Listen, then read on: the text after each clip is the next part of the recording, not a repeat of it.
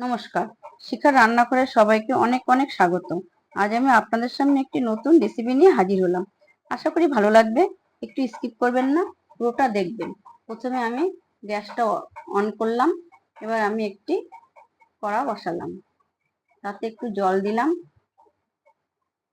জলের মধ্যে আমি কুটে রাখা কচুর শাকটা দিয়ে দিলাম।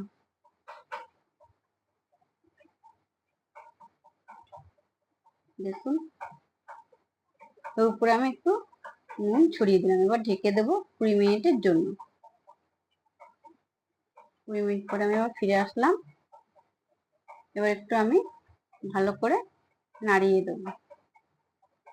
দেখুন, কচুর শাক দিয়ে জল বেরিয়ে গেছে। আমার কচুর শাক তৈরি। আমি এবার এটাকে একটু ছেঁকে নেব। এবার আমি গ্যাসে একটি কড়া বসালাম। কড়ার মধ্যে আমি ইলিশ মাছের মাথাটা ভেজে নেব। তেল দিয়ে ভেজে নিতে হবে। এতে সর্ষের তেলটা ব্যবহার করবেন, ভালো লাগবে। এবার একটু নাড়িয়ে নেব। একটু ভালো করে ভেজে নেবেন। ভাজার সময় নুন হলুদও দিতে পারেন, আবার আগে মাখিয়েও রাখতে পারেন। আমি আগেই মাখিয়ে রেখেছিলাম।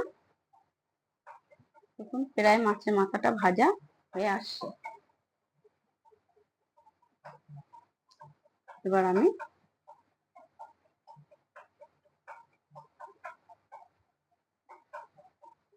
একটু নাড়িয়ে দেবো, উল্টে পাল্টে, যাতে পুরো মাছটা দুই দিকে ভাজা হয়।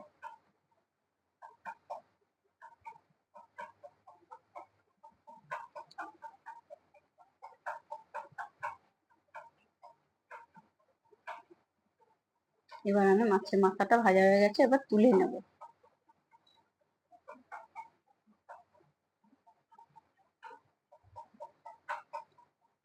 এবার আমি ওই কড়াতে আর একটু তেল দেব। তেলের মধ্যে এর উপকরণগুলো দেখে নিন। কচুর শাক, ইলিশ মাছের মাথা ভাজা, লবণ, তেল, হলুদ, তেজপাতা, শুকনো লঙ্কা, কাঁচা লঙ্কা, দারচিনি, এলাচি, লং,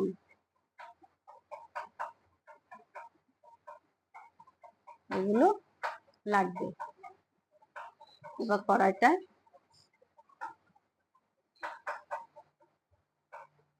প্রথমে তেজপাতা দিতে হবে, তারপরে শুকনো লঙ্কাটা চিড়ে দিলাম, তারপরে পাঁচফোড়ন, দারচিনি, লং, কাঁচা লঙ্কা চিড়ে দিলাম, দিয়ে একটু নাড়িয়ে দিতে হবে। তারপরে পাঁচফোড়ন দিলাম। পাঁচফোড়নটা দিয়ে একটু নাড়িয়ে দিলাম।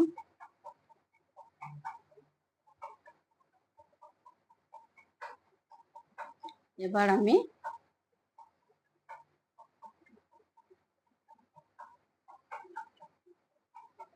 কচুর শাকটা দেব।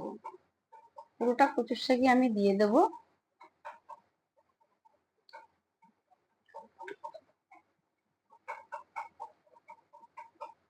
এবার একটু ভালো করে নাড়িয়ে নেব। নাড়িয়ে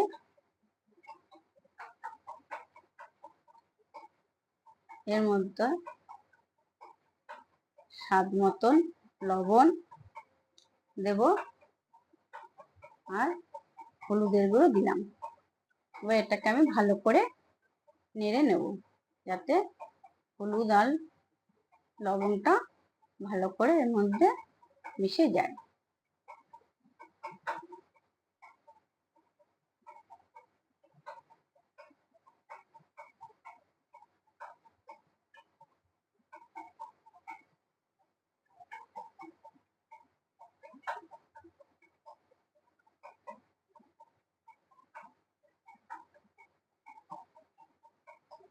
এবার দেখুন, কচুর শাকটা হয়ে আসছে।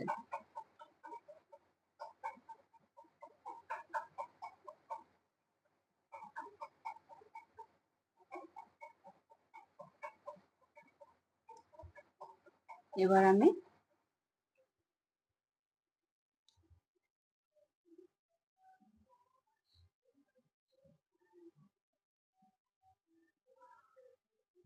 কচুর শাকের মধ্যে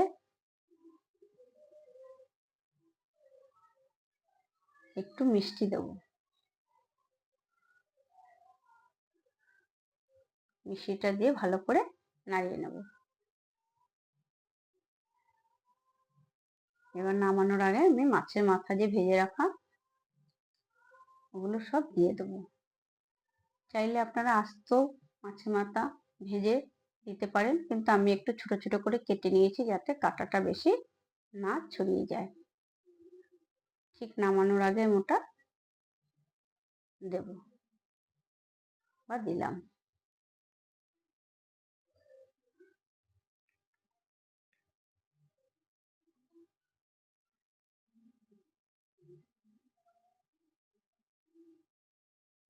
তৈরি হয়ে গেল আমার কচুর শাক। এবার আমি এটাকে তুলে নেব।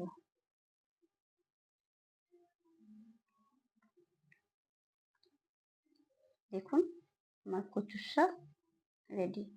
যদি আপনাদের ভালো লাগে তাহলে একটি লাইক, কমেন্ট, শেয়ার আর সাবস্ক্রাইব করবেন অবশ্যই।